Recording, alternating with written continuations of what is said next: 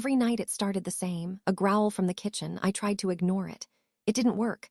Hunger claws deep, one night I crept down, the fridge door was ajar. A sliver of light. Someone was there, I flicked the switch. Nothing, just me, but then the door slowly closed. From the inside, I stood frozen, heavy breathing echoed. Someone was in my fridge, someone was starving. It just wants out. I bolted. The scratching against the metal began. A dull, rhythmic scraping. I never went back to that kitchen, ever.